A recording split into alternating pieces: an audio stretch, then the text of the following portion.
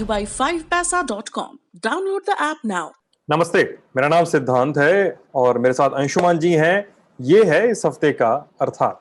अंशुमान जी, स्वागत है शो में।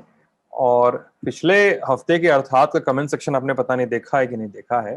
लोग टूट पड़े हैं कुतर्कों को लेकर। हाँ, कुतर्कों को लेकर टूट पड़े हैं। मतलब कई सारे तो ट्रोल भी हैं उसमें। कई सारे ऐसे कमेंट हैं जिसको पढ़िए तो आपको लगता है कि हम लोगों ने पढ़ाई ही क्या की, हम लोग कुछ जानते ही नहीं। वो ट्रोल जो है वो ज्यादा ही जानता है।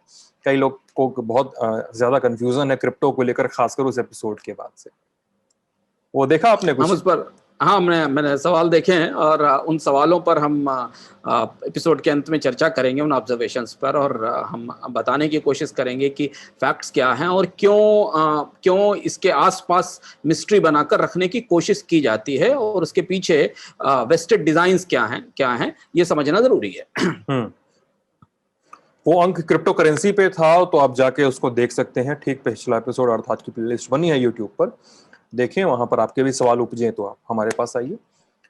आगे बढ़ते हैं, उसके अर्थात पर आए उसके पहले हम इंडिया टुडे हिंदी का अंक डिस्कस करते हैं कि इस हफ्ते के अंक में है क्या। अंशुमान जी बताएंगे वो क्या है। अंशुमान सिद्धांत, इस हफ्ते का अंक एक विशेष अंक है। पूरा का पूरा अंक कश्मीर पर केंद्रित है। कश्मीर में जो नई पहल शुरू हुई, जो प्रधानमंत्री की बैठक हुई कश्मीर के नेताओं के साथ, उसे हमने ग्राउंड पर जाकर समझने की कोशिश की है कि कश्मीर का माहौल कितना बदला है धारा 370 हटने के बाद। लोगों के दिमाग में आशंकाएं क्या हैं, सरकार वहां किस तरीके की गतिविधियां लाना चाहती है। और उसमें बहुत सारे स्टेक होल्डर्स से, पॉलिटिकल लीडर्स, आर्मी, सिक्योरिटी, ऐसे लोग जो पहले उग्रवाद का हिस्सा थे पर बाद में वो उन्होंने सरेंडर किया, प्लस ट्रेडर और इंडस्ट्री, स्टूडेंट्स, इन सबको शामिल करके ये जानने की कोशिश की है कि आखिर कश्मीर का तापमान क्या है, कश्मीर की नब्ज क्या है। और इसलिए ये जानना जरूरी है क्योंकि कश्मीर में प्रधानमंत्री की बैठक के बाद कुछ बड़ी प्रक्रियाओं की शुरुआत होने के संकेत मिल रहे हैं। इस बार का अंक पूरी तरह कश्मीर पर केंद्रित है। हाँ, डिलिमिटेशन जैसी चीजें भी सामने आ सकती हैं, ऐसा भी कहा जा रहा है। तो अब अर्थात पे चलते हैं। अंशुमान जी, आपने शीर्षक बड़ा रोचक दिया है, तिनके को डूबते का सहारा। पैराडॉक्सिकल स्टेटमेंट है। मतलब हम कहते हैं कि डूबते को तिनके का सहारा, अब तिनके को डूबते का सहारा पकड़ा रहे हैं। और ये बहुत जरूरी अंक है अर्थात का। आप लोगों को पिछले साल का, किसी को अर्थात हमारे दर्शकों को याद हो तो हमने एक बार बात की कि अब गांव कैसे बचाएंगे देश को। वो पूरा डिस्कशन जो है अब वो सिर के बल उल्टा खड़ा हो गया है, क्योंकि पिछले साल का लॉकडाउन, पिछले साल की अर्थव्यवस्था एक अलग चैप्टर था। आप उसको थोड़ा और ग्रेव कर दीजिए, थोड़ा और उसको गाढ़ा कर दीजिए और उसमें ज्यादा और अपारदर्शिता आ जाए तो गांव की भी अर्थव्यवस्था वैसी नहीं रह जाती है कि वो शहरों को बचा सके, देश की इकॉनमी को बचा सके। मतलब कोड़ में खाद जैसी स्थिति हो गई। अब अंशुमान जी इसी पैराडॉक्स की तरफ बात कर रहे हैं कि जो पिछले साल तक पालनहार बना हुआ था वो इस साल खुद वेंटिलेटर पे है। अंशुमान जी। सिद्धांत, स्वागत है। और ये शीर्षक इसलिए इस तरीके का है, डूबते तिनके को डूबते का सहारा, क्योंकि भारत में मंदी से उबरने के लिए इस साल जिस ग्रामीण अर्थव्यवस्था की तरफ देखा जा रहा है उसकी वास्तविक स्थिति क्या हुई है पिछले एक साल में और आज हम कहाँ खड़े हुए हैं। इस विश्लेषण पर चर्चा करने के पीछे दो बड़ी वजह थी। एक तो लगातार बहुत सारे लोग ये चाह रहे थे कि पिछले 6-7 महीने में हमने रूरल इकोनॉमी पे, ग्रामीण अर्थव्यवस्था पर कोई बात नहीं की। हमारे लोगों की चिंताएं हैं क्योंकि भारत से बड़े पैमाने पर पलायन हुआ है गाँव में। खरीफ के आंकड़े हमारे सामने हैं जो खराब हैं। करीब 10% बुवाई का रकबा गिरा है और ये और भी बढ़ सकता है, ये गिरावट और बढ़ सकती है। इस बीच में ग्रामीण इलाकों में महामारी ने पिछले साल से कई गुना ज्यादा तबाही मचाई। उस दर्द और दुख आंकड़ों के भीतर छिप गया क्योंकि वो आंकड़े सामने नहीं आए। और सबसे महत्वपूर्ण बात यह है कि जब हम इकोनॉमी में रिकवरी के बारे में बात करने की कोशिश कर रहे थे, जानने की कोशिश कर रहे थे, सिद्धांत, ऑटोमोबाइल कंपनियों से, सीमेंट कंपनियों से, टाइल्स वाली कंपनियों से, या जितने भी कंज्यूमर प्रोडक्ट्स बनाने वाली कंपनियां हैं, तो हम उनसे जानने की कोशिश कर रहे थे कि वो आखिर सोच क्या रही हैं। भारतीय अर्थव्यवस्था में अगले 6 महीने में होने वाला क्या है, इतनी नौकरियां क्यों काटी जा रही हैं जबकि कोविड की का वैक्सीनेशन चल रहा है, जिस भी रफ्तार से चल रहा है, इकोनॉमी खोली जा रही है, पर उसके बाद भी नौकरियों में कटौती क्यों हो रही है। इकोनॉमी बंद हो रही होती तो हमें लगता है कि नौकरियों में कटौती नहीं होनी चाहिए, पर रोजगार नहीं लौट रहे। इन सारे सवालों का जब हम जवाब समझने की कोशिश कर रहे थे तो हमें सब कुछ के बीच में हमारा, आपका और उन लाखों लोगों का गांव खड़ा दिखाई दिया। हमें वो गांव खड़ा दिखाई दिया जिसकी तरफ मुंबई स्टॉक मार्केट देख रहा है, जिसकी तरफ ऑटोमोबाइल बनाने वाली कंपनियां देख रही हैं, जिसकी तरफ सीमेंट, पेंट, शैम्पू, साबुन, बिस्किट बनाने वाली कंपनियां देख रही हैं, और जिसकी तरफ सरकार भी देख रही है राजनीतिक दृष्टि से अपने भविष्य को लेके। और इसलिए ये पूरी की पूरी व्यवस्था जिसमें हम आज जहां हैं, हमने इस पर चर्चा के लिए इस विषय को चुना। और वो सारे आंकड़े पिछले 5-6 महीने के, यानी मार्च के बाद हमें क्या क्या बता रहे हैं, क्या परिस्थिति उनकी रोशनी में। पहली चीज तो ये कि पिछले साल लगातार ये बात कही गई, जब भारतीय अर्थव्यवस्था मंदी में थी, पहले क्वार्टर में -25% की ग्रोथ थी, पूरे साल में -10%, 9.5% के आसपास की विकास दर थी, तब ये बार बार कहा गया कि भारत की ग्रामीण अर्थव्यवस्था ने देश को उबार लिया। भारत की ग्रामीण अर्थव्यवस्था में रूरल इंजन उसको कहा गया, रूरल टर्बो कहा गया, इस तरीके के शब्द आमतौर पर इस्तेमाल किए जाते हैं। भारत का रूरल टर्बाइन था, जो एक हद तक सही बात भी थी। जो आंशिक रूप से सही बात थी सिद्धांत, जो अर्धसत्य था। अर्धसत्य इसलिए था कि जब आंकड़े हमारे सामने आए तो अर्धसत्य हमको समझ में आया। ये कहा गया कि नहीं साहब, ग्रामीण अर्थव्यवस्था ने उस टर्बाइन के तौर पर भारतीय इकोनॉमी को बचा लिया, नहीं तो हम और डूब जाते। हालांकि हम बहुत कुछ डूबे हुए थे पिछले साल मंदी में। इस साल भी जब आपसे यही कहा जाए, या बार बार ये कहा जाए कि भारतीय अर्थव्यवस्था मंदी से उबारने में गांव मदद करेंगे, तो ये उतना ही अर्धसत्य दावा है जितना दावा ये है कि कोविड खत्म हो गया था पिछले साल सितंबर में, या भारत ने वैक्सीन बांटने की पूरी तैयारी कर ली थी। ये दावा उतना ही अर्धसत्य है। और हमेशा अर्थव्यवस्था को लेकर सरकारें जो तस्वीरें पेश करती हैं, अपने स्वार्थ के लिए, अपने नैरेटिव के लिए, या अपनी चीजें स्थापित करने के लिए, वास्तविकताएं ना चाहे भी बिल्कुल असंगत होती हैं। वास्तविकताएं उसका बिल्कुल पैराडॉक्स होती हैं।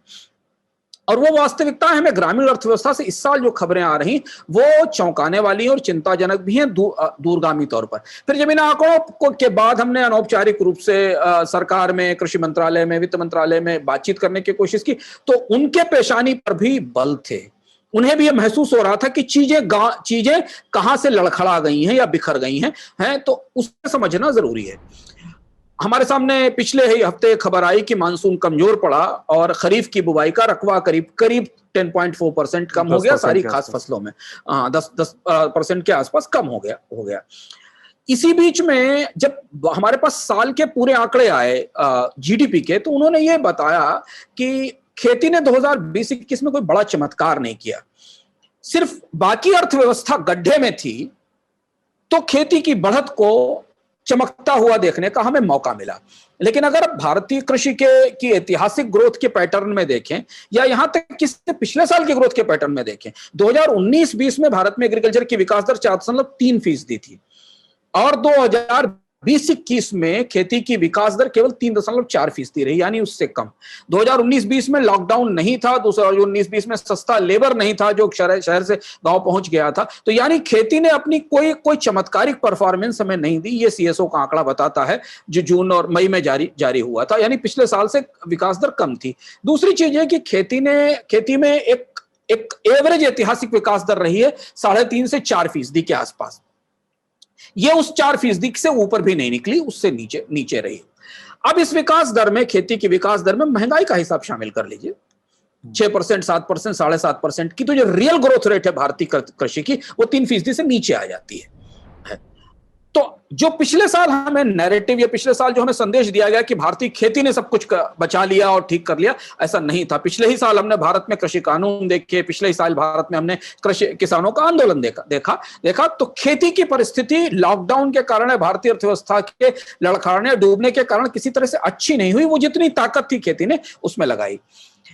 एक और जो महत्वपूर्ण तथ्य जानना जरूरी है हमारे लिए सिद्धांत, कि बीते साल जो लाखों मजदूर शहरों ने वापस गांव में भेज दिए थे, उनके साथ एक नई गरीबी एक्सपोर्ट होकर गांव में पहुंच गई। ये विकास दर उन मजदूरों का पेट भरने के लिए तो बिल्कुल ही नाकाफी थी, क्योंकि जिस विकास दर में खेती लॉकडाउन या कोविड से पहले चल रही थी 3.5-4% की, उसी से थक हार कर, चिढ़कर, उसी गरीबी से तो निकलकर वो बाहर आए थे। खेती उनका पेट नहीं भर पा रही थी, उन्हें जीविका नहीं दे पा रही थी, तो वो शहरों में आकर काम करना शुरू कर रहे थे। और यही खेती का ट्रांसफॉर्मेशन है, जिसपे हम आगे भी एक बार फिर से चर्चा करेंगे। कि वो लोग जब वापस पहुंचे तो ये खेती की जो मौजूदा परिस्थिति थी वो उनका पेट भरने के लिए भी पर्याप्त नहीं थी। उन्हें पचाने के लिए तो खेती में दोगुनी विकास दर चाहिए थी। आमतौर पर 3-3.5% की जगह 7%, 6.5% की आर्थिक विकास दर खेती की, एग्रीकल्चर की होनी चाहिए थी। पिछले साल जीडीपी में खेती का हिस्सा बढ़ा क्योंकि बाकी जीडीपी कम हो गया था। आंकड़ों के तौर पर समझना जरूरी है, क्योंकि बाकी जीडीपी कम हुआ, इसलिए पिछले साल खेती के उत्पादन का मूल्य के आधार पर वो हिस्सा जीडीपी में बढ़ा। ऐसी परिस्थिति में जब मैंने ऑटोमोबाइल कंपनियों से, पेंट वालों से रियल एस्टेट से, ईंटा बनाने वालों से, सीमेंट बेचने वालों से जानने की कोशिश की कि आखिर आप देख क्या रहे हैं। कोविड की दूसरी लहर खत्म हो गई, तीसरी लहर की चेतावनियां दी जा रही, आप देख क्या रहे हैं। आप भारतीय ग्रामीण अर्थव्यवस्था, जो कि भारत की अर्थव्यवस्था में डिमांड में एक बड़ा रोल प्ले करती है, वहां से दो तरीके की सप्लाईज आती हैं। वहां से एक डिमांड आती है कंजम्पशन की और दूसरी सप्लाई आती है लेबर की। ग्रामीण अर्थव्यवस्था एक सर्टेन लेवल के सामान को कंज्यूम करती है और एक बड़े हिस्से में लेबर पूरे देश को सप्लाई करती है, देती। ये ग्रामीण अर्थव्यवस्था का कंट्रीब्यूशन है भारतीय अर्थव्यवस्था में। हालांकि उनके कंजम्पशन की जो वैल्यू टर्म्स में वो कंजम्पशन सस्ती चीजों का है, पर क्वांटिटी टर्म्स में बहुत बड़ा है। और लेबर की जो सप्लाई होती है वो ग्रामीण अर्थव्यवस्था से आती। ऐसे में भारतीय इकोनॉमी के लोग, अर्थव्यवस्था के लोग, शेयर बाजारों में पैसा लगाने वाले लोग, फर्टिलाइजर बनाने वाली कंपनियां, पेस्टिसाइड्स बनाने वाली कंपनियां, चप्पल जूते बनाने वाली कंपनियां आने वाले 6 महीनों को, 7 महीनों को किस तरह से देख रही हैं। और उनसे बातचीत के आधार पर जो जिन आंकड़ों पर हमने बात की वो बिल्कुल ही दूसरे तरह से पढ़े जा रहे हैं। और इन आंकड़ों को क्रमशः हमारे लिए समझना जरूरी है, ताकि हम समझ सकें कि भारत के नब्ज पर कहां पर उंगली रखने के लिए कि भारत की नब्ज में हो क्या रहा है। मतलब आप कह रहे हैं कि आंकड़ों को दूसरी तरह से पढ़ा जा रहा है, इसको मैं समझना चाह रहा हूं। क्या आंकड़ों को उनकी मूल संरचना में नहीं देखा जा रहा है? उनकी आंकड़ों को उन उत्साह के साथ नहीं पढ़ा जा रहा है जिस उत्साह के साथ दावा सरकार कर रही थी कि ग्रामीण अर्थव्यवस्था इस साल भारत को फिर से मंदी से बचाने में मदद करेगी।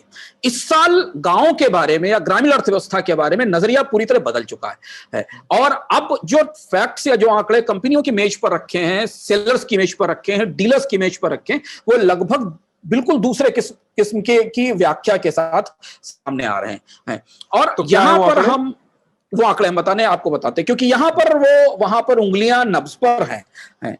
कोविड के बाद जो दूसरी लहर थी उसमें संक्रमण की जो 10% से ज्यादा दर वाले जिले थे, 394 जिले भारत में थे जिनमें संक्रमण की दर 10% से ज्यादा थी। इनमें ज्यादातर आबादी ग्रामीण थी। जांच की स्थिति खराब थी, इलाज की स्थिति खराब थी। हमारे यहाँ बड़े पैमाने पर जांच नहीं हुई, लेकिन केवल अगर आप इन्फेक्शन रेट के हिसाब से देख लें तो ग्रामीण बहुल आबादी वाले 394 जिले जहां 10% से ज्यादा इन्फेक्शन था, उसमें बड़ी आबादी ग्रामीण थी। यानी बड़े इलाके में ग्रामीण इलाकों में कोविड फैला और लोग बीमार हुए। एक और डेटा जो हाउ इंडिया लिव्स और ब्लूमबर्ग ने हमारे सामने रखा वो ये था कि कोविड से बुरी तरह तबाह हुए जो 50 जिले थे, एक तरफ तो वो जिले जहां 10% से ज्यादा संक्रमण था और एक 50 जिले जहां सबसे ज्यादा तबाही फैली, सबसे ज्यादा मौतें हुई, सबसे ज्यादा संक्रमण हुआ। उसमें 26 के तहत सिद्धांत 50% आबादी रूरल थी। एक सैंपल हो सकता है 50 सबसे ज्यादा डिवास्टेटेड कोविड डिस्ट्रिक्ट्स में से 26 ऐसे थे जहां 50% पॉपुलेशन रूरल थी। और इन जिलों का हिस्सा भारत के जीडीपी में करीब 8% है।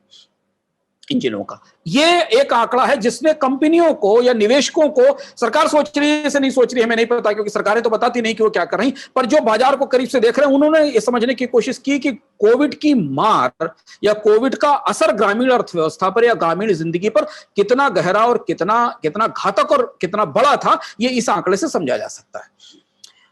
दूसरी चीज जानना जरूरी है कि अधिकांश ग्रामीण जो इन 394 जिलों में थे जहां संक्रमण 10% से ज्यादा था, या वो उन जिलों में जो सबसे ज्यादा तबाह हुए थे उनमें थे, वो उन 5-5.5 करोड़ लोगों का हिस्सा हैं जिनके बारे में सरकार की रिपोर्ट और बाकी सिविल सोसाइटी एनजीओ की रिपोर्ट कहती है जो सामान्य दिनों में सामान्य इलाज के खर्च से भी गरीब हो जाते हैं।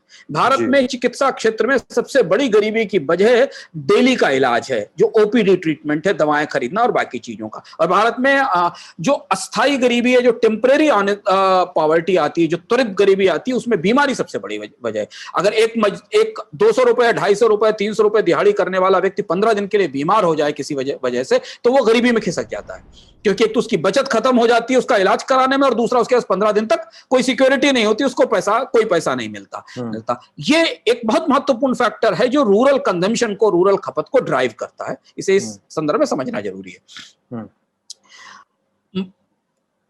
अधिकांश इसकी यह वजह इसलिए 5.5 करोड़ लोग जो दवा के इलाज से गरीब हो जाते हैं, इसकी यही वजह थी कि भारत के ग्रामीण इलाकों में बड़े पैमाने पर मौतें नजर आईं, जिन्हें सरकारों ने छिपाने की कोशिश की। फिर जब मुआवजे की बहस शुरू हुई और फिर जब सुप्रीम कोर्ट में गया तो डेथ ऑडिट शुरू हो रहे हैं, और अब आंकड़े उभर कर सामने आना शुरू हो रहे हैं कि मौतें वास्तविक रूप से ग्रामीण इलाकों में कितनी बड़ी थी। और उसकी सबसे बड़ी वजह यह थी कि अधिकांश ग्रामीण आबादी के पास सामान्य इलाज कराने तक की क्षमता नहीं है, और ये तो संक्रमण था, यहाँ तो मृत्यु होने में समय नहीं लग रही थी, 3 दिन 4 दिन में 5 दिन में लोगों की मृत्यु हो रही थी।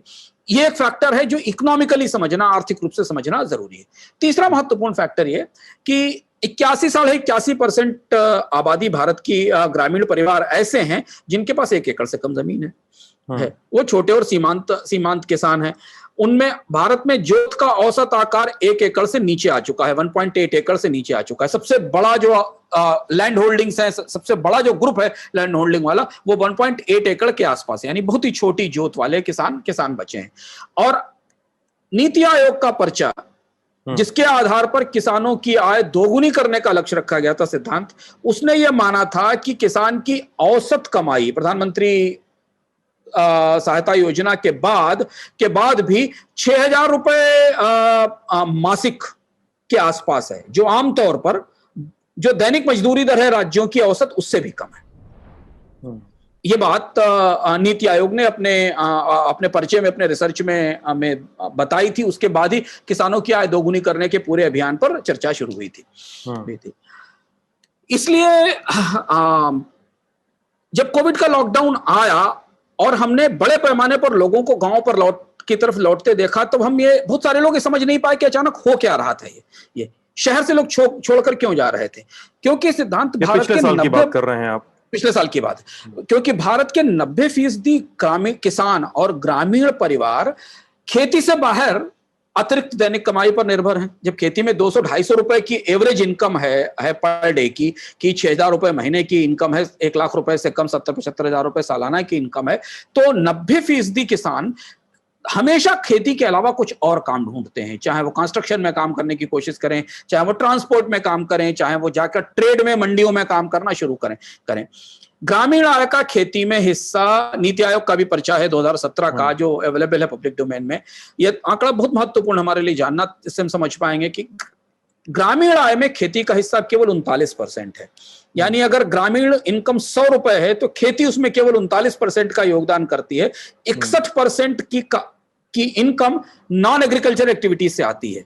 अच्छा। चाहे वो ट्रैक्टर चलाना हो, चाहे वो बालू खोदना हो, चाहे वो ईंट के ब्रिक फील्ड्स में, ब्रिक लाइन्स में काम करना हो, चाहे वो शहर आकर रिक्शा चलाना हो, चाहे वो आसपास के शहरों में जाकर मजदूरी करके मकान बनाना हो, चाहे सरकार के इंफ्रास्ट्रक्चर प्रोजेक्ट्स में सड़कों में काम करना हो, या थोड़ा बहुत बेहतर स्किल होकर किसी शहर में जाकर हाउसकीपिंग करना, लॉन्ड्री का काम करना या प्लम्बर का काम करना, ये सारे कामों में है।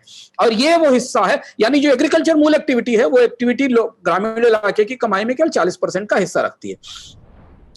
अब हुआ क्या कि इसी कमाई की तलाश में, जो 60% का गैप था पूरा करने के लिए इसी कमाई की तलाश में लाखों लोग शहर गए थे और लगातार जा रहे थे। इस पर हमारे पास अर्थात में 2-3 एपिसोड अलग अलग हैं जिसमें उसके अलग अलग आराम से समझने की कोशिश की। हम उसे विस्तार में नहीं जाएंगे, हम प्लेलिस्ट पर वो पड़े हुए हैं कि वो एपिसोड हैं जिनको देखा जा सकता है।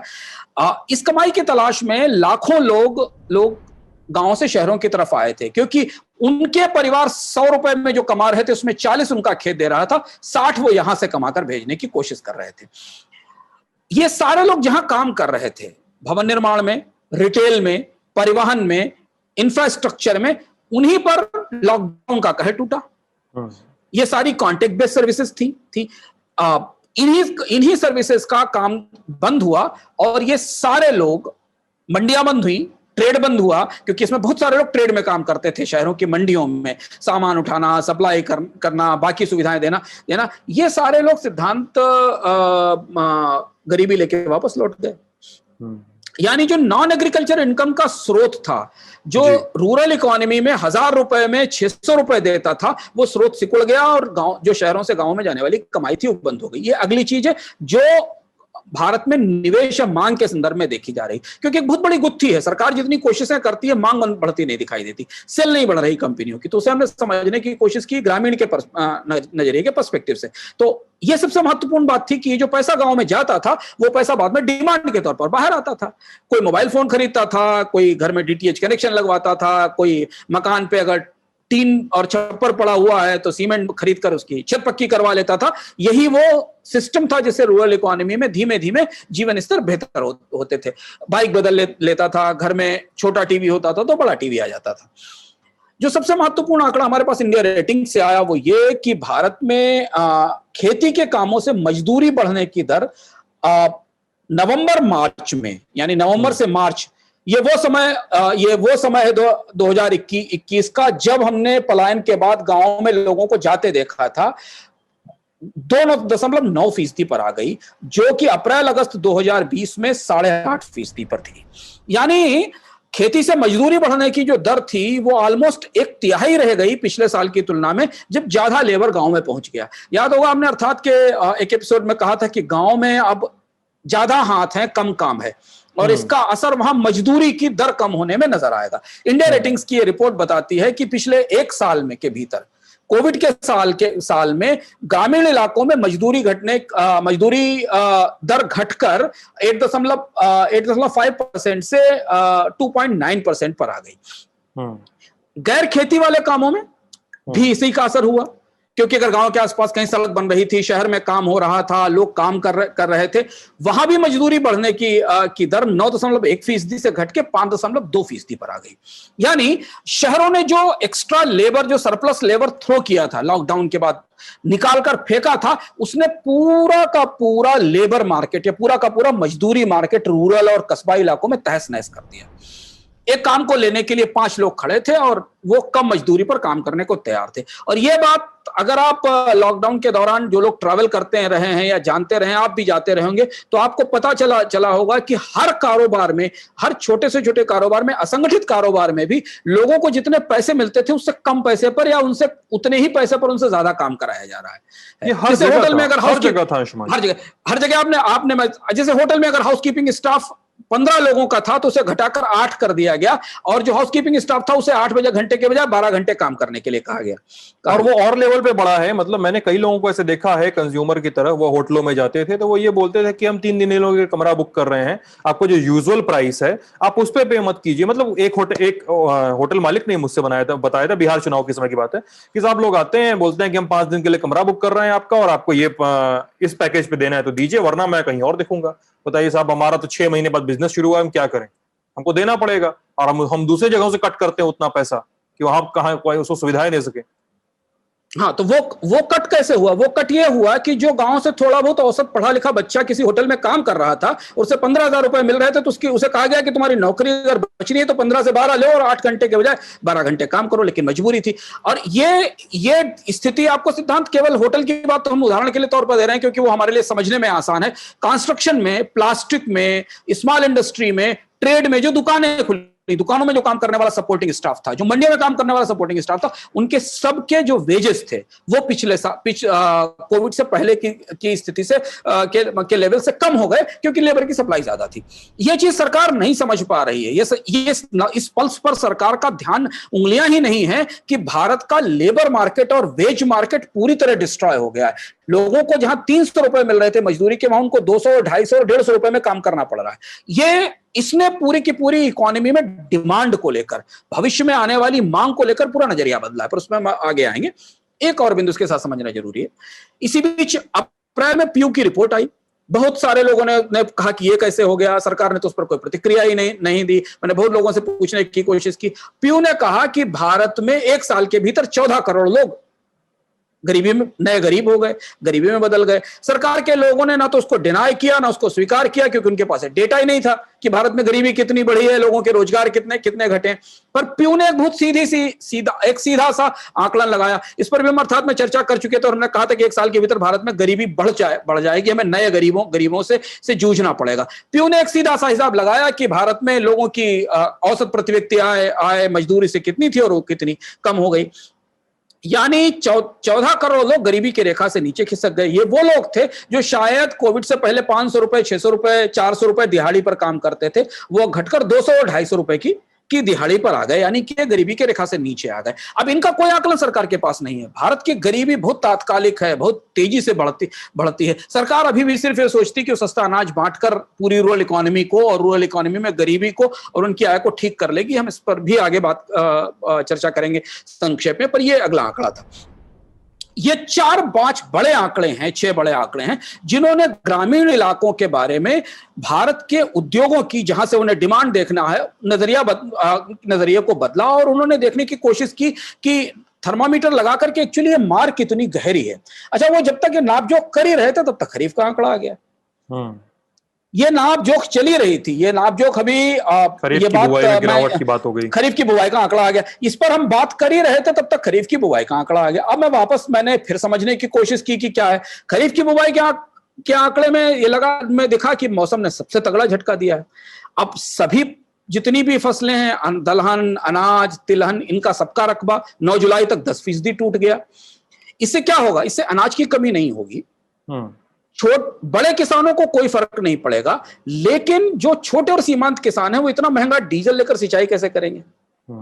उनके लिए किसी भी तरह से किसी भी परिस्थिति में इतने महंगे डीजल को अफोर्ड करके फसल की सिंचाई कर पाना संभव नहीं है ताकि वो मानसून की कमी को पूरा कर सकें। और इसीलिए आप ध्यान देंगे कि इसके बीच में सरकार ने एक दिन डीजल की कीमत में 16 पैसे की कमी भी की थी, जो इसी का संकेत थी। नहीं तो बाकी सारी कीमतें बढ़ रही थी, इसी चीज का संकेत थी। तो अब ग्रामीण इलाकों में जो छोटा और सीमांत किसान है, आधा एकड़ और 1 एकड़ का, वो बाकी लागतें भी बढ़ी हैं उसके लिए, बाकी सारी चीजों की भी लागत बढ़ी और उसकी जिंदगी की अपनी लागत भी बढ़ी। अगर उसके यहाँ कोई बीमार हुआ तो उसका खर्च भी बढ़ा है, तो वो इतनी महंगी सिंचाई नहीं कर सकता। तो कई सारे इलाकों में खरीफ का फसल चक्र टूटेगा, लोग धान नहीं उगा पाएंगे और आगे चलकर जब नमी बाद सिस्टम में होगी तब वो दूसरी फसल की तरफ जाएंगे। ये हमें दिखाई पड़ा। इससे 2 बड़े सीधे असर हमें सामने दिखाई देते हैं, जिस पर हम अलग से चर्चा कर चुके हैं, पर संदर्भ में समझना जरूरी है कि कमजोर खरीफ की फसल से जो महंगाई पैदा होगी,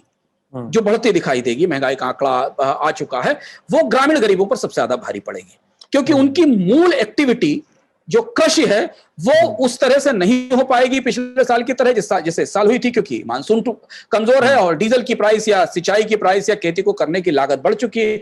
और जो उनकी जिंदगी की लागत है या जिंदगी जीने की जो कॉस्ट है, वो जो महंगाई, वो क्योंकि कंज्यूमर भी हैं, वो दाल भी खरीदेंगे, तेल भी खरीदेंगे, खाना भी खरीदेंगे, उसकी लागत का असर उनके ऊपर पड़ेगा। और हमेशा आप ध्यान दीजिएगा कि मानसून का फेलियर होना, खरीफ की फसल का चक्र गड़बड़ाना, ये सारी चीजें उन्हीं किसानों को सबसे ज्यादा असर करती हैं जिनकी बात हमने की थी, जो 85% है। अच्छा अंशुमान जी, यहाँ पर मेरा एक सवाल भी है कि मतलब इसका आपने जिक्र भी किया है, यहाँ पर यह जानना बहुत रोचक है कि यही किसान जो लॉकडाउन की मार भी सह रहा है, देर हो रहे मानसून की मार भी सह रहा है, और उसमें जो महंगाई है सारा, तो इन सब के बीच में उसकी बैलेंस शीट क्या है, उसकी कितना बचता है उसके पूरे घर भर को हर महीने? ये सबसे महत्वपूर्ण बात है। और यहीं से जो आपने इसी नब्ज पर हाथ रखा है, ये सवाल एग्जैक्टली दूसरे लफ्जों में मैंने पूछने की कोशिश की थी कई सारे कंज्यूमर प्रोडक्ट से कि आप इसको, ठीक है ये सारे आंकड़े तो बता रहे हैं कि गांव में बड़ी तबाही है और इनकम टूटी है, तो स्पष्ट है। आप एक रूरल फैमिली से क्या डिमांड मैं आपके सामने एक रूरल फैमिली लाकर खड़ा कर दूं और बताऊं कि उनकी इनकम 2019 या 2018 मार्च में उनकी एनुअल इनकम 1 लाख रुपए थी और आज उनकी स्थिति ये है, तो आप इसे कैसे असेस करेंगे? इसे समझने के लिए हमें 2 बहुत महत्वपूर्ण फैक्टर समझने पड़ेंगे, जहां से ग्रामीण अर्थव्यवस्था की जो तबाही कोविड से आई है, शहरों से ज्यादा बड़ी तबाही आई, उसे समझना जरूरी है।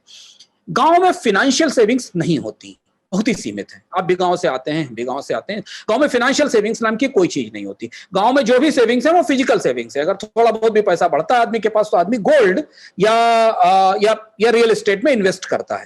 फाइनेंशियल सेविंग्स के लिए वो अपनी इमरजेंसी कंटिजेंसी नीड के लिए सिर्फ कर्ज पर निर्भर है। वो कर्ज पीयर लेंडिंग भी हो सकती है, अपने चाचा ताऊ रिश्तेदार से भी हो सकती है, गांव के किसी बड़े महाजन या प्रधान से भी हो सकती है, और कुछ लोगों को बैंक से, माइक्रो फाइनेंस कंपनियों से, बाकी जगह से पैसा मिल जाता है। फाइनेंशियल सेविंग्स के मामले में गांव में सिर्फ वही लोग फाइनेंशियल सेविंग्स कर रहे हैं जिनके इनकम का एक सर्टेन लेवल है, यानी जो वेल ऑफ किसान है। एक एकड़ की आप खुद ही सोचिए, 6,000 रुपए महीने वाली इनकम की आय वाला एक किसान कितनी फाइनेंशियल सेविंग्स कर सकेगा।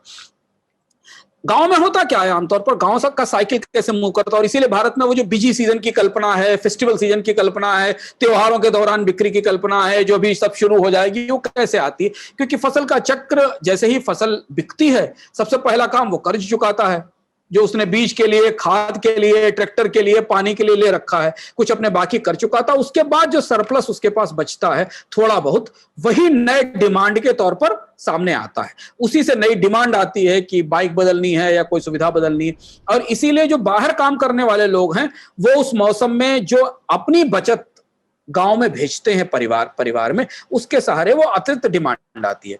2016-17 का एक सर्वे, उसके बाद सरकार ने इस तरीके का कोई सर्वे नहीं किया। बहुत सारा डेटा लैक है भारत में हमारे पास पिछले 4-5 सालों का, इसलिए बहुत मुश्किल होती है इन चीजों को समझने में कि सरकारें ये फैक्ट्स हमें क्यों नहीं बताती, ताकि हम समझ सकें कि हमारे देश में होता क्या है। 2017 डिस्कशन किया था इस पे, हमने किया था 2016-17 में नाबार्ड ने फाइनेंशियल इंक्लूजन सर्वे किया था। उस फाइनेंशियल इंक्लूजन सर्वे में यह पाया था कि भारत में औसत निर्धन परिवारों के पास, जो निर्धन और औसत परिवार हैं, उनके पास हर महीने केवल 1,500 रुपए की सरप्लस बचती है। सिर्फ 1,500 रुपए की सरप्लस बचती है।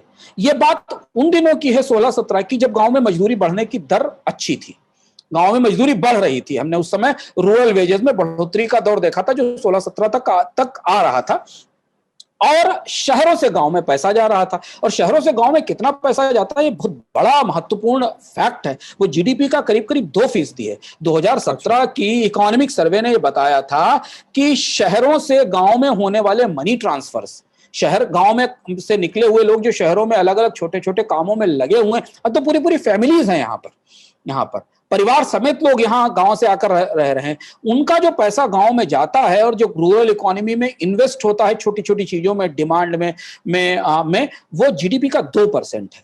अब आप केवल ये मान के चले कि सरकार के ही आंकड़े के हिसाब से ध्यान दें, और कितना बड़ा पलायन हुआ है, तो कितना बड़ा जीडीपी इसके साथ खत्म हो गया। वो जो मनी ट्रांसफर के जरिए रूरल इकोनॉमी में ऐड होता था, ये जुड़ता था जाके। इसलिए पहले ही अर्बन मांग को लेकर कंपनियां बुरी तरह परेशान है। देखिए, कार ना बिके, लेकिन फिर भी कीमतें बढ़ाती जा रही, मारुति ने फिर कीमत बढ़ा दी। महंगाई कंसिस्टेंटली हमारी खपत को तोड़ रही, जिस पर हम चर्चा कर चुके हैं। खासतौर से हेल्थ स्पेंडिंग ने 1,500 रुपए अगर ग्रामीण परिवार के पास औसत बचते हैं, और उस परिवार में 1 या 2 लोग कोविड से बीमार हुए तो गरीब हो ही गए, क्योंकि उनका ट्रीटमेंट ही नहीं उनके पास, और काम तो बाजार में उपलब्ध नहीं था। मांग को लेकर कंपनियां इतनी डरी हुई हैं। अर्बन एक एरिया में जो डिस्क्रिशनरी स्पेंडिंग है, जो अच्छी क्वालिटी चीजों की खरीद है, उसकी मांग बात नहीं है। और रूरल एरिया में जो बल्क परचेज होती है, जो कंज्यूमर प्रोडक्ट्स की परचेज है, जो एफएमसीजी की परचेज है, जो बिल्डिंग या कंस्ट्रक्शन मटेरियल की परचेज है, जिनके ऊपर भारत की बड़ी कंपनियों का भविष्य निर्भर है, वो सब लड़खड़ाए हुए हैं। और इसीलिए सिद्धांत अप्रैल मई में अचानक 2.5 करोड़ लोग, 2.3 करोड़ लोग बेकार नहीं हो गए। भारत में पहली लहर खत्म हो चुकी थी, वैक्सीनेशन शुरू हो चुका था, लॉकडाउन खुलने की बात हो रही थी, लॉकडाउन खुल चुका था। लेकिन जब दूसरी लहर के दौरान अगर 2 करोड़ से ज्यादा लोग बेकार हुए तो ये सिर्फ इसलिए है कि ये पिछली मंदी की या पिछले लॉकडाउन का असर नहीं है, ये आने वाले दिनों का संकेत है।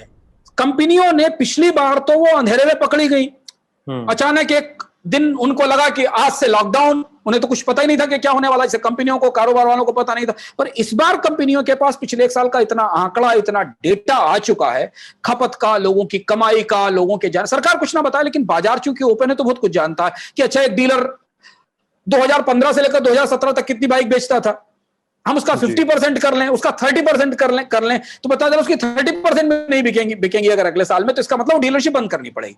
तो अब उनके पास वो जो आंकड़े आए हैं, उसके बाद उन्होंने ये फैसले लेने शुरू किए हैं कि उन्हें अगले साल निवेश नहीं करना है, और जब निवेश नहीं करना, कैपेसिटी नहीं बढ़ानी है, तो कर्मचारियों को रखने से कोई फायदा नहीं है। कैपेसिटी यूटिलाइजेशन वैसे भी भारत में मंदी आ ही चुकी थी 17-18 से 60% के आसपास था।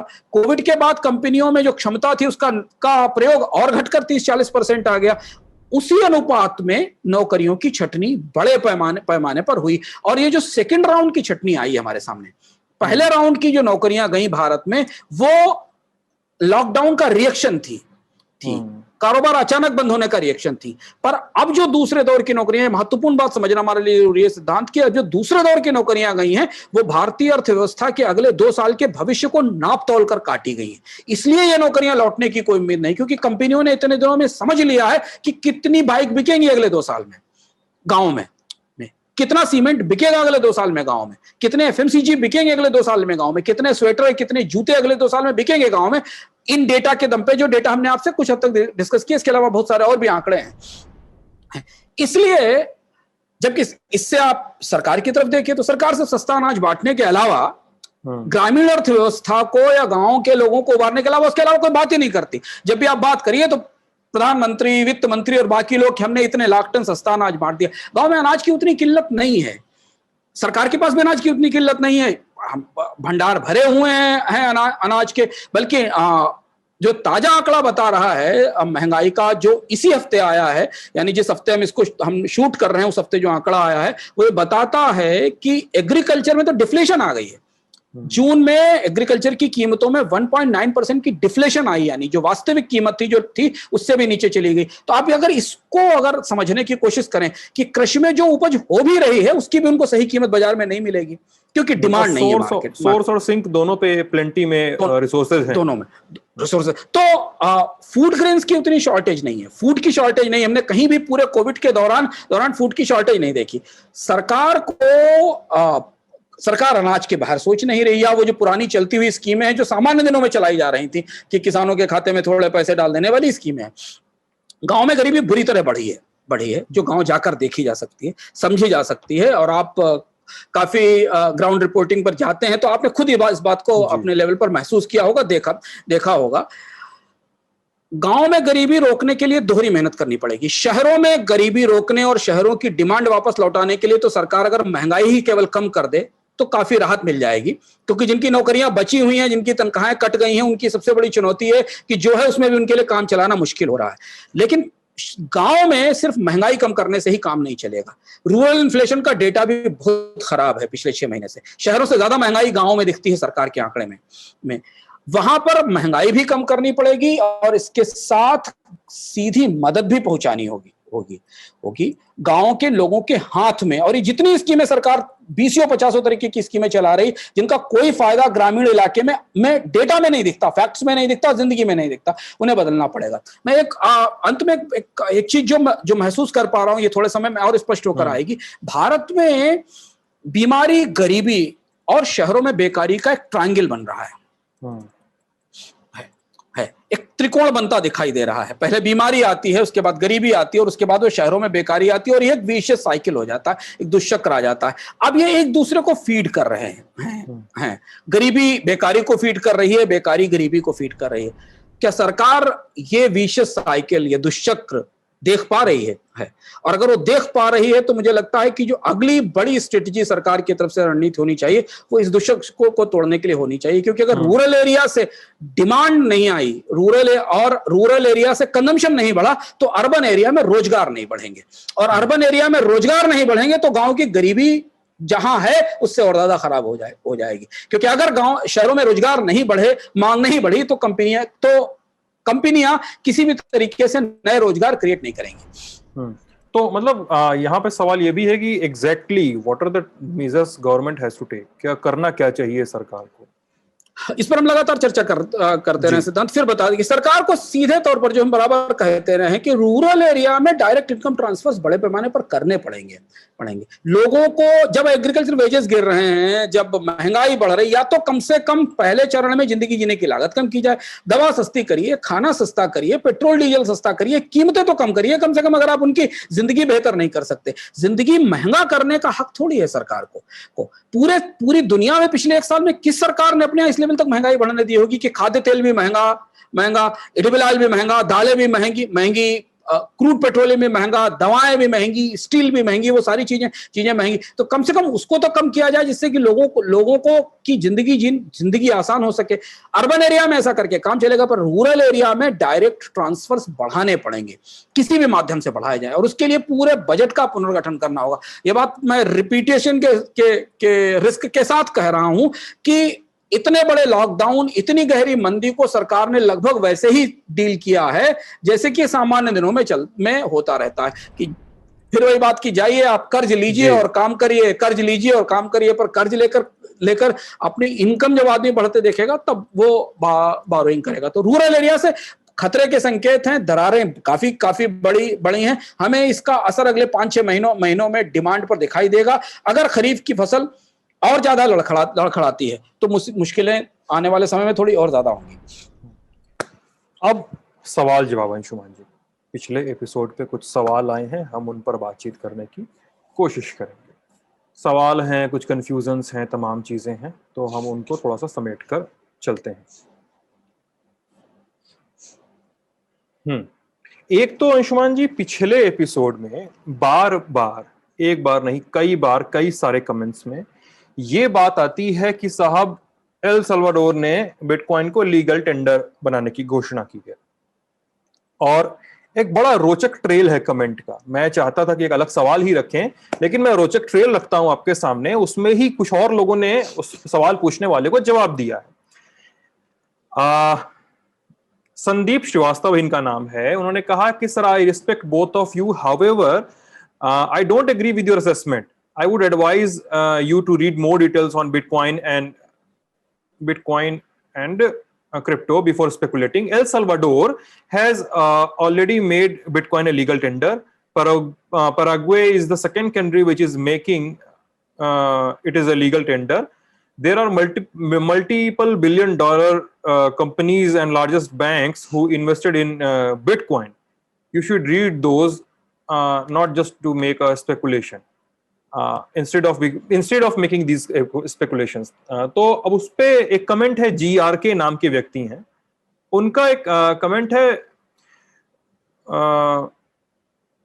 those who are trolling should prepare video on explaining economical as well as legal aspects of the crypto at international level. और एक व्यक्ति हैं राहुल बोहरा, उन्होंने बड़ी रोचक बात कही है। कहा है कि how much powerful a nation do you think El Salvador is? These are small American nation which can easily be manipulated. हालांकि मैं इसके बहाने से ये कहता हूं कि एल सल्वाडोर का अलाउ करना और चाइना का माइनिंग बैन करना दो अलग अलग चीजें। इकोनॉमी की साइज से डिपेंड करता है कि क्रिप्टो के बाजार को कौन कितना ज्यादा एब्जॉर्ब करता है अपने आप। अंशुमान जी, आपका क्या कहना है इस तरह के कंपैरिजंस पे जो सामने आ रहे हैं? अब इसका जवाब किसी एक दर्शक ने दे ही दिया है कि एल सल्वाडोर की इकोनॉमी में लीगल टेंडर बन जाने पर भारत का एक मिडिल क्लास क्रिप्टो में पैसा क्यों लगा दे, जबकि उसे दिखाई दे रहा है कि यूरोप में क्रैकडाउन हो रहा है, चाइना में क्रैकडाउन हो रहा है, एक्सचेंजेस के खिलाफ मनी लॉन्ड्रिंग के केसेस दर्ज हो रहे हैं, इस लेजर के फर्जी लेजर के स्कैम हो रहे हैं। तो वो सिर्फ इस बात पर, और ये भी पता नहीं है कि एल सल्वाडोर के इस रिकॉग्निशन को दुनिया के फाइनेंशियल इंस्टीट्यूशन ने रिकॉग्नाइज किया है कि नहीं किया है। क्या एल सल्वाडोर तेल खरीदेगा तो वो पेमेंट करेगा बिटकॉइन में और उसको वेनेजुएला लेगा कि नहीं लेगा? ये बहुत सारी बहसों का हिस्सा है। तो इस तरीके के कंपैरिजन हमेशा लोगों को कंफ्यूज करते हैं। हमने इस वीडियो में ये बताने की कोशिश की कि दुनिया के बेस्ट माइंड्स, जो दुनिया के बेस्ट माइंड्स हैं, जो रिकॉग्नाइज्ड हैं, वो इस फिनोमेना को कैसे समझने की कोशिश कर रहे हैं, लोगों के दिमाग में कैसे सवाल आ रहे हैं। अब कैसे जो आप कोई और सवाल पूछेंगे फिर और जो सवाल आए हैं उनको हम सम अप कर सकते हैं। नहीं, मैं चाह रहा हूँ इकोनॉमी वाला आप क्लियर कर दें, उसके बाद तो क्योंकि बहुत ही ज्यादा अजीब से सवाल हैं। नहीं, इसी पे इकोनॉमी वाला। हाँ। एक आम धारणा लोगों के बीच में है जो जवाब आए, तो पहली चीज तो ये कि मुझे इस बात पर थोड़ा अफसोस और सवाल हुआ कि बहुत से लोग ये चाहते हैं कि क्रिप्टो पर बात ही ना की जाए, इस पर सवाल ही ना उठाया जाए, यह बताया ही ना जाए कि इसमें क्या होता। और अगर आप उस पर वो सवाल उठा रहे हो तो यह कहा जाए कि आप तो कुछ जानते ही नहीं है, उसके बारे में कोई पता नहीं। अरे भाई, दुनिया में इतना बड़ा ट्रेड हो रहा है, लोग पैसा लगा रहे हैं। मेरे एक परिचित को उनके एक रिश्तेदार ने जबरन क्रिप्टो में पैसा लगाकर पिछले साल फंसा दिया। 50% पैसा गवाए बैठे हुए हैं वो, और वह निकल पा रहे हैं ना उगल पा रहे हैं। ऐसा कुछ भी कोई बहुत बड़ी रॉकेट साइंस नहीं। इसमें ऐसा लगता है ना सिद्धांत, जैसे कि कोई एक कल्ट बनाने की कोशिश होती है जैसे कोई एक सन्यासी है, साधु, आप समझ नहीं सकते उनका चमत्कार, बस जाइए और स्वीकार कर लीजिए कि वो चमत्कारी है।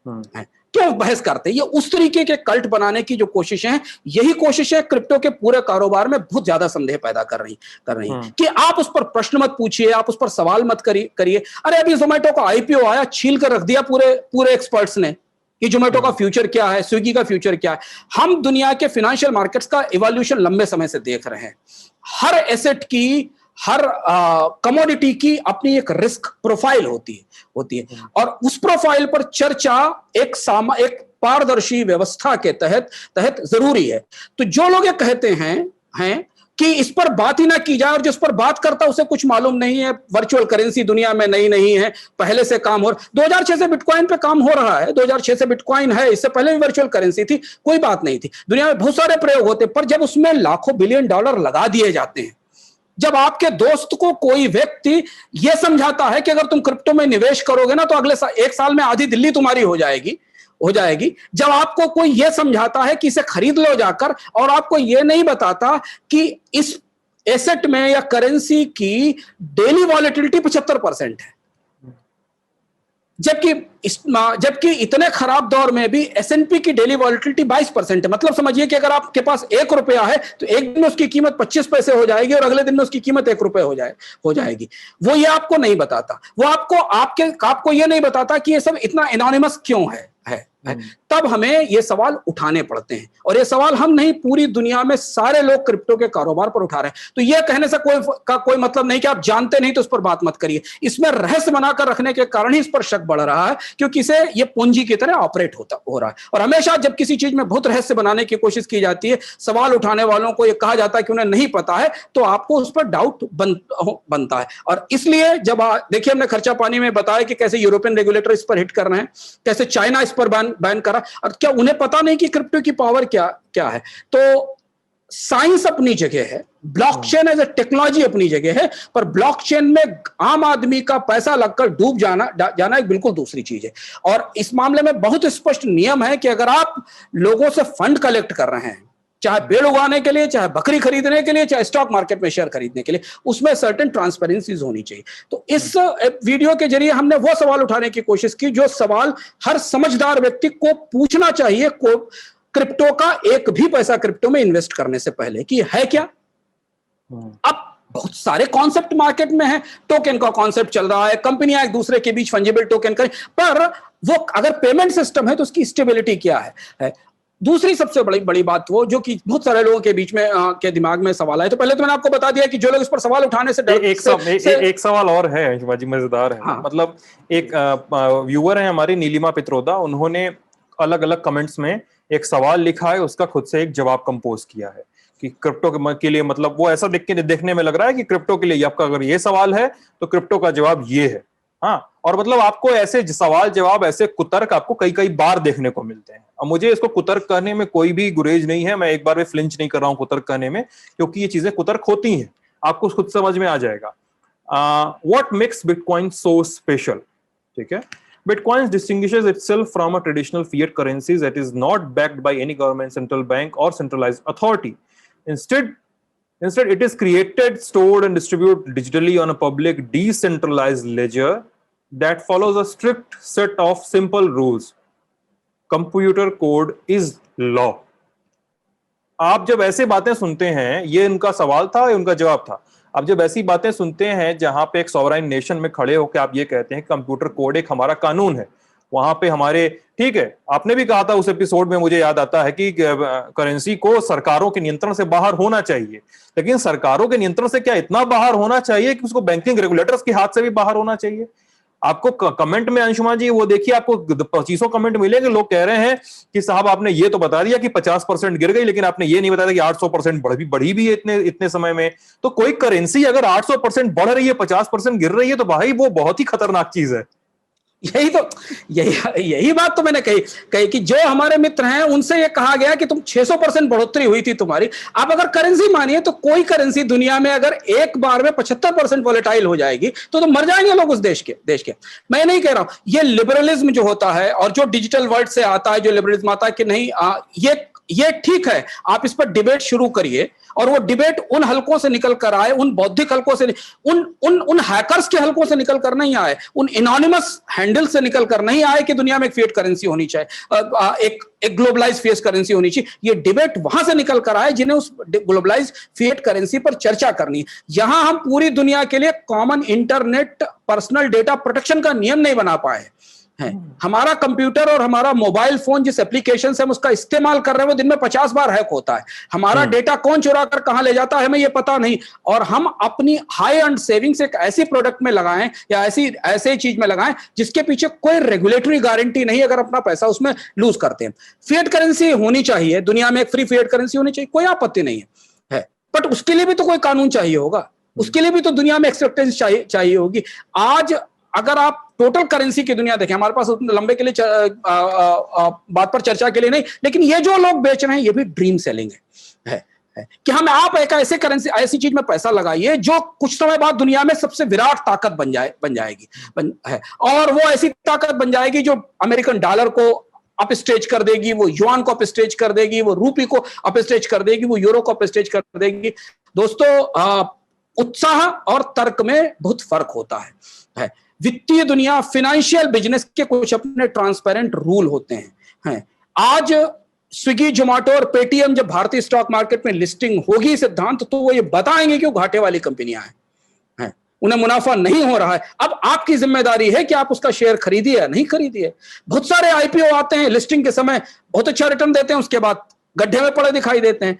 तो वो जो ट्रांसपेरेंसी है और वो ट्रांसपेरेंसी तब आएगी, जो सवाल हमने उस एपिसोड में उठाया कि हमें हमारे रेगुलेटर्स को, क्योंकि अल्टीमेटली हमारी गारंटी कौन लेगा अगर हम इसमें डूबेंगे, और डूबे हैं लोग एकदम डूबे हैं, हम उनकी गारंटी कौन लेगा जिन एक्सचेंजेस को ना तो आरबीआई रिकॉग्नाइज करता, ना सरकार रिकॉग्नाइज करती, ना बैंक रिकॉग्नाइज करते, पर वो आपसे बार बार अपने यहाँ एसेट में इन्वेस्टमेंट करने के लिए कहते हैं। इसलिए ये सवाल पूछना जरूरी था, और ये सवाल अब इसलिए उठ रहे हैं और केवल भारत में नहीं उठ रहे हैं। मैंने जिस राइटर का या जिस रिसर्चर का डॉक्यूमेंट कोट किया, वो पूरी दुनिया के फाइनेंशियल हलकों में चर्चा का विषय है। वो निकोलस नसीम तालेब का वो पूरा का पूरा दस्तावेज जो बताता है कि भविष्य में क्या हो सकता है, प्रोबेबिलिटी क्या हो सकती है। ब्लॉकचेन अपने आप में एक शानदार तकनीक है। ब्लॉकचेन फाइनेंस की दुनिया का इंटरनेट हो सकती है, पर उसके बाद भी अगर वो उसमें फाइनेंशियल ट्रांजैक्शंस इन्वॉल्व हैं तो उसमें ट्रांसपेरेंसी की वो सारी चीजें जरूरी है जिसे क्रिप्टो का कारोबार कहीं से भी पूरा नहीं करता। नहीं तो, और है क्या कि जब आप इसके साथ एक इंथुजियाज्म और बबल बज करते, इस बबल शब्द का इस्तेमाल निकोलस नसीम तालेब ने किया है। दुनिया के सारे विशेषज्ञों ने कहा कि क्रिप्टो में बबल है, और इसीलिए वो देखिए लड़खड़ा गया, गिरावट नीचे आ गई, क्योंकि करेंसी थोड़ी टूट जाएगी 75% या 50% एक दिनों में। तो वो जो सवाल है, वो सवालों के जवाब मिलने होंगे। तो ऐसा कुछ भी दोस्त नहीं है कि जो रहस्यमय, और अगर जो रहस्यमय वो निवेश के लायक नहीं है। सिद्धांत बड़ी स्पष्ट सी बात है कि हमें पता ही नहीं कि उसमें क्या हो रहा है, उसका मालिक कौन है, उसे बेच कौन रहा है, उसे खरीद कौन रहा है। सामान्य व्यक्ति जो स्टॉक मार्केट के बारे में नहीं जानता, सामान्य व्यक्ति जो अपने बैंक में खाता खुलवाते समय उसका फॉर्म नहीं पढ़ पाता, उसे अगर कोई उसका रिलेटिव क्रिप्टो में पैसा लगाने के लिए कह दे और उसे ये भी पता ना हो कि उसमें रिस्क फैक्टर क्या है, क्या होने वाला है, तो इसे रोकने के लिए या इससे बचाने के लिए वो सवाल उठाने बहुत जरूरी है, जो सवाल हमेशा उठाए जाते हैं। और आमतौर पर ऐसी परिस्थितियों में कुछ लोगों के डिजाइन, कुछ लोगों की कोशिशें कुतर्क के तौर पर सामने आती, पर हम उन्हें उनकी प्रतिक्रिया मानते हैं, स्वीकार करते हैं, उनके जवाब सामने उपलब्ध हैं। लेकिन जब तक पूरी दुनिया में क्रिप्टो का कोई आर्किटेक्चर नहीं आ जाता, कोई रेगुलेटरी नेटवर्क नहीं आ जाता, जब तक दुनिया की एजेंसियां को क्रिप्टो में मनी लॉन्ड्रिंग के शक को खत्म नहीं कर देती, जब तक FATF जैसी एजेंसियां या दुनिया की एजेंसियां ये नहीं कहती कि क्रिप्टो एक safe asset currency payment system है और इसमें फेल होने पर या इसके फेलियर होने पर इसमें यह रिस्क मौजूद है, मेरे हिसाब से इसे लोग बबल ही मानेंगे जैसा दुनिया में माना जा रहा है। यह वास्तविक परिस्थिति है। और इसमें यहां पर भी ये भी चीज आप लोगों को, व्यूअर्स को, हमारे दर्शकों को ध्यान रखने की जरूरत है कि कोई अगर ऐसी चीज है जिसमें आपको कोई ये बता रहा है लगातार कि साहब इसका पैसा डूबेगा नहीं, उसके आपको फायदे ही बता रहा है, वो तो आप समझ जाइए कि वहां तो कुछ फिशी है। कोई आपको लगातार कोई भी यूट्यूब चैनल बना ले, कोई आपको बता दे, भाई आपको कोई क्रिप्टो एक्सचेंज बताए कि साहब यहाँ पर ये होता है और इतनी % बढ़ोतरी हुई है, जहां पर आपको सिर्फ कुछ अच्छा दिखाई दे, तो वहां पर चीजें अच्छी नहीं होती हैं। ये तो मनोविज्ञान कहता है और उस मनोविज्ञान से अपने रिस्क फैक्टर को थोड़ा आंकने की कोशिश कीजिए। मनोविज्ञान क्या, वो तो फाइनेंशियल मार्केट कहता है वो तो सेबी में आप इस तरह से तो शेयर नहीं बेच सकते जैसे आप क्रिप्टो बेच रहे, इस तरह से RBI ने शेयर मार्केट को लेकर कहा ही था। अभी आप इस तरह से तो कोई प्रोडक्ट नहीं बेच सकते जैसे लोग क्रिप्टो बेचने की कोशिश कर रहे हैं, जिसके पीछे बहुत सारे सवाल है। तो सतर्क करना, रेगुलेटर्स को फोर्स करना कि वो इसके बारे में ट्रांसपेरेंसी लेकर आए और लोगों को ये बताना, लोगों को अलर्ट करना, ये हमारी नैतिक जिम्मेदारी है। और हम ये कोई अनोखा काम सिद्धांत नहीं कर रहे हैं, ये काम दुनिया में बहुत सारी एजेंसियां कर रही। चाइना तो रोज गाइडलाइंस जारी करता है क्रिप्टो के अगेंस्ट में, यूरोपियन अथॉरिटीज तो पूरी एजेंसियां बनाकर क्रिप्टो के मामले में लोगों को अलर्ट कर रही है। तो ये सारा काम पैरेलली हो रहा है इस पूरे सिस्टम को क्लीन करने के लिए। देखते हैं भविष्य में कौन सी चीज कहां खड़ी होती है। बहुत सारी चीजें आती और चली जाती हैं समय के साथ। इसका फ्यूचर कहां होगा ये समय तय करेगा। और हमने पहले भी कहा, हम अभी भी कह रहे हैं कि हम किसी भी निवेश से आपको हम डिस्करेज करने या इनकरेज नहीं कर रहे हैं। आपको तथ्य सामने रख रहे हैं, आप खुद आकलन कीजिए कि कैसे करना है या नहीं करना है, खुद फैसला लीजिए सारे समीकरणों को समझते हुए, सारे सब कुछ को देखते और खुद आकलन करने के लिए जरूरी है कि वो लोग जो इसमें ट्रेड करा रहे हैं वो ट्रांसपेरेंसी के साथ बताएं। तो आप आकलन कैसे करोगे? आप आकलन कैसे करोगे? आपसे तो ये कहा जाएगा ना सिद्धांत कि नहीं आप तो जान ही नहीं सकते क्योंकि ये तो सब कुछ बहुत रहस्यमय है। बस आप पैसा लगा दो शांति से और उसको बढ़ता देखो। ये आकलन का तरीका नहीं है ना।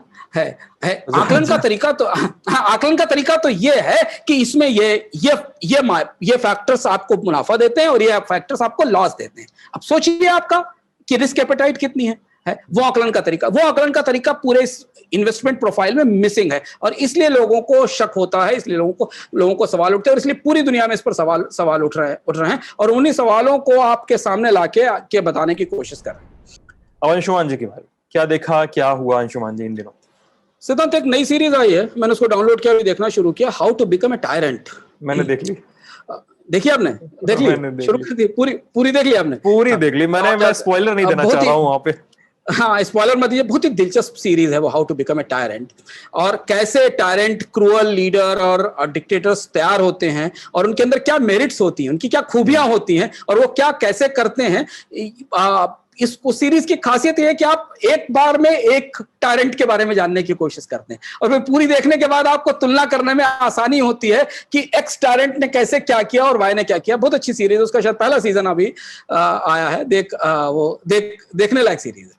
और क्या और कुछ देखा कि मैं बताऊं इसके बारे में कुछ हल्का फुल्का नॉन स्पॉइलर टाइप का? मतलब ये how to become a tyrant मैंने पूरी सीरीज देख ली है। इसमें आपको मिलेंगी कहानियां मुअम्मर गद्दाफी, किम फैमिली, नॉर्थ कोरिया की किम फैमिली के बारे में मिलेंगी कहानियां, हिटलर, सद्दाम हुसैन और स्टालिन है, ईदी अमीन। हाँ, ये इन 6 लोगों पर 6 एपिसोड है। और मतलब नरेटर के तौर पर पीटर डिंकलेज हैं जो टिरियन लेनिस्टर बनते हैं गेम ऑफ थ्रोन्स में। उनका नरेशन है, वो काफी दमदार किस्म का नरेशन है। वो एक अलग स्पेल बाउंड किस्म की चीजें, एकदम वो जादू है। और इसमें दरअसल आपको ना थोड़ा अंशुमान जी जब ये सीरीज देखेंगे आप, तो पता नहीं, मुझे नहीं पता कि आपकी रीडिंग कैसी होगी, तो एक यूएस प्रोपेगेंडा कहीं कहीं स्लिप इन होता हुआ दिखेगा कहीं कहीं। यूएस की पॉलिसीज कहीं कहीं स्लिप इन होते हुए दिखेगी। जैसे वो माओ का नाम लेता है, लेकिन वो अभी की चाइनीज गवर्नमेंट को गिनने से बचता है, कि उसके उपनिवेशवाद को पूरा गिनने से बचता है। वहां पर ये सब चीजें समझ में नहीं आती हैं। वो फिदेल हमने का एक दो एपिसोड मैंने देखे हैं उसके उसके आप इंटरप्ट कर रहे हैं, मतलब आप स्पॉइलर नहीं सुनना चाह रहे हैं अभी?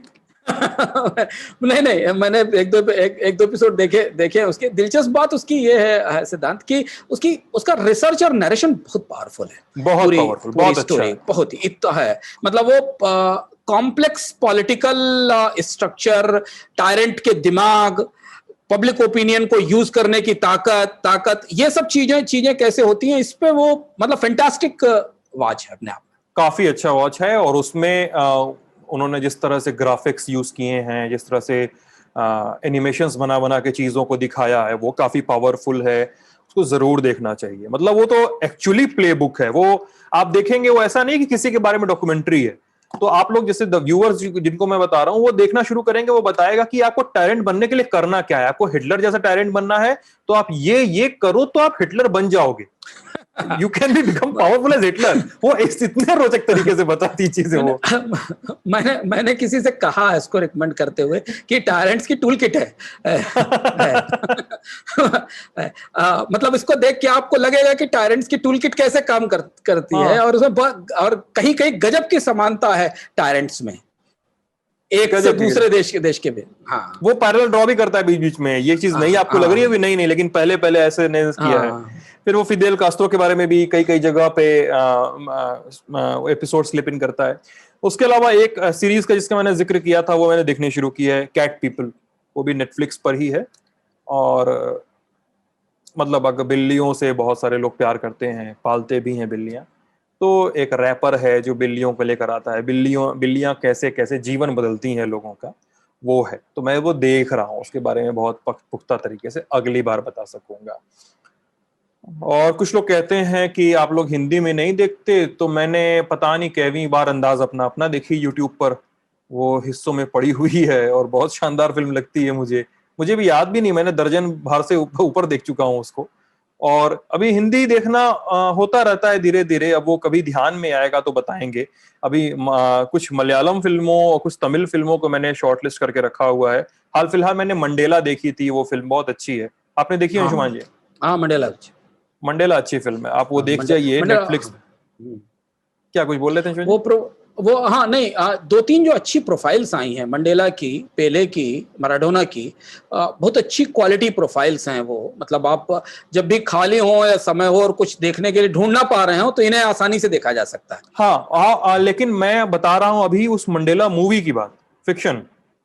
अच्छा, ये वाली जो मूवी, नहीं, ये नहीं देखी मैंने भी। अरे ये बहुत शानदार फिल्म है। और अच्छा। ये मतलब साउथ इंडियन सिनेमा को आप क्यों इतना ज्यादा तवज्जो देना चाहिए, क्यों उतना ध्यान से देखना चाहिए हिंदी सिनेमा को। मतलब वो एक व्यक्ति है, उसके पास एक वोट है। गांव में प्रधान का चुनाव होना है। समझ जाइए कि 61 लोगों का गांव है, वो 61 वोटरों का गांव है। 30 वोटर एक प्रधान के, एक प्रत्याशी के, 30 वोटर एक प्रत्याशी का। तो जो 61वां व्यक्ति है जिसका वोट डिसाइड करेगा प्रधान कौन बनेगा, वो अपने एक वोट के बल पे उसने गांव का कायाकल्प करवा देता है। और वो काफी अच्छी मूवी है वो। आप, हाँ, अरे वो बहुत बहुत सुंदर मूवी है नेटफ्लिक्स पे, एक वोट के बल पे अपने। और आखिर में वो सस्पेंस ही है, तो देखना चाहिए। और ये हमारा इस हफ्ते का अर्थात है।